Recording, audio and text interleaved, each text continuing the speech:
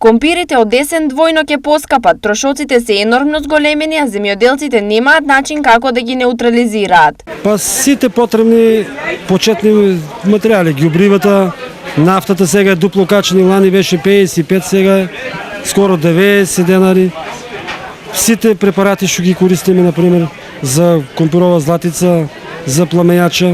Владата на овие поскапувања реагираше со низа мерки, но производителите велат дека тие се недоволни за рентабилно производство. Па тие што пријавуваме за субвенции помагат, например, имаме по хектар 30.000 е пуштено субвенции и добро се наѓа. Во моментов цената на компирите е 50 денари за килограм, но прашање е дали се ќе заврши со оваа цена е крајно неизвестно за сите. Па не, мислам дека како што ги има сега, тука негде, но обично кога почне таа цена, почетната тешко се менја.